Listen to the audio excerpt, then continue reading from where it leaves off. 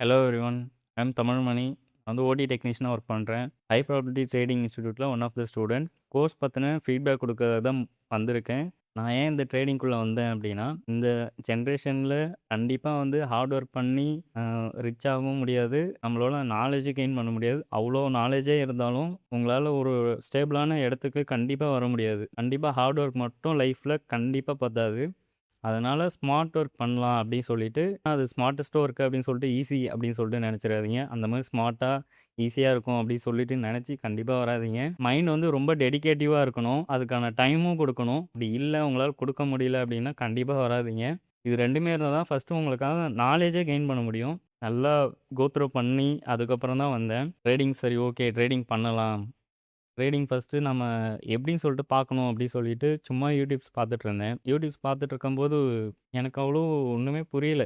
என்ன இவங்க ஒருத்தவங்க ஒண்ணு சொல்கிறாங்க அப்படி சொல்லிட்டு சரி நானே விட்டுட்டேன். நான் ஏன் வந்தேன் அப்படின்னா, ஸ்மார்ட்டான ஒர்க்கு பண்ணணும் அப்படின்னு சொல்லிட்டு நான் வரல. பாண்டிச்சேரியில ஒரு ஆட் ஒண்ணு வந்தது.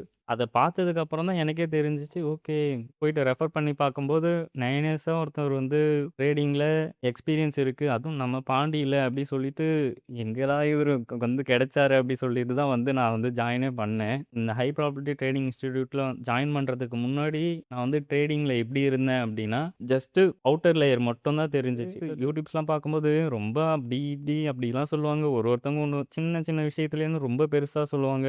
அந்த மாரி இருக்கும்போது எனக்கு ஒண்ணுமே புரியல. இது நீங்க வேணா ஒரு யூடியூப் போயிட்டு பாருங்க.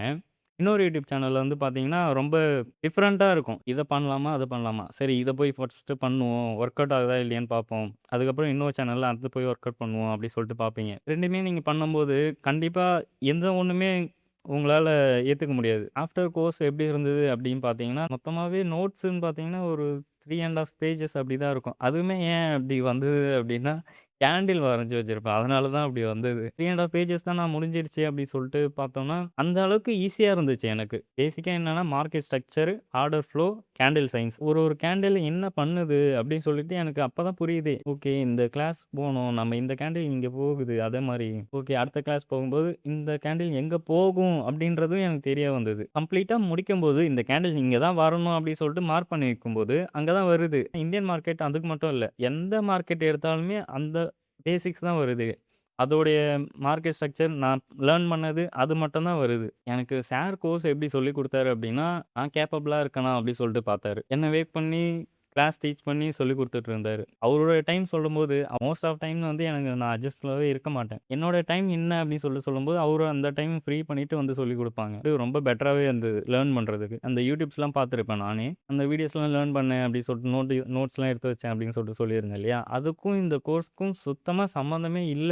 அவ்ளோ பேஜஸ் எடுத்து வச்சதெல்லாம் ஏன்டா எடுத்தோம்? நம்ம ஏன் மண்டைய பிச்சுக்கிட்டோம் அப்படின்னு சொல்லிட்டு நானே என்ன வந்து திட்டிக்கிட்டேன். டைம் கொஞ்சம் குடுத்து நீங்க லேர்ன் பண்ணுங்க. ஒரு சில இன்னும் விஷயம் நெறைய லேர்ன் பண்ணுங்க. நாலேட்ஜ் கெயின் பண்ணுங்க. அந்த மாரி தான் நான் நெனச்சு ட்ரேடிங் வந்து லேர்ன் பண்ணி உங்களுக்கான டைமு, டெடிகேட்டிவான மைண்ட் தெரிஞ்சுது அப்படின்னா, ட்ரேடிங்குள்ள வரீங்க அப்படின்னீங்கன்னா, உங்களுக்கு ஒரு சிலதெல்லாம் டவுட்ஃபுல்லா இருக்கு அப்படின்னா, நீங்க ஜஸ்ட்டு ஓரியன்டேஷன் கிளாஸ் இங்க இருக்கு. ஃப்ரீ தான். நீங்க வந்து அந்த கிளாஸ் அட்டெண்ட் பண்ணிட்டு உங்களுக்கு ஓகே. கண்டிப்பா அப்பயே உங்களுக்கு வந்து நோட்டீஸ் பண்ணி சார் சொல்லிடுவாங்க. ட்ரேடிங்ல என்ன டவுட்டா இருந்தாலும் கூட கேளுங்க. அவ்வளோ கிளாரிட்டியா, நீட்டா, பொலைட்டான வேல உங்களுக்கு யூஸ்ஃபுல்லா கிடைக்கும். இந்த ட்ரேடிங்கோட டீட்டெயில்ஸ் பார்த்தீங்கன்னா, market structure, order flow, candle size இது மட்டும் தான் இருக்கும். மார்க்கெட் அப்படி இருக்கும்னு சொல்லிட்டு ரொம்ப கன்ஃப்யூஸ் ஆயிக்காதீங்க.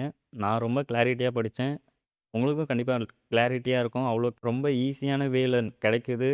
சொல்லி தராங்க சாரு. மிஸ் பண்ணிடாதீங்க. யூஸ்ஃபுல்லா எடுத்துக்கோங்க.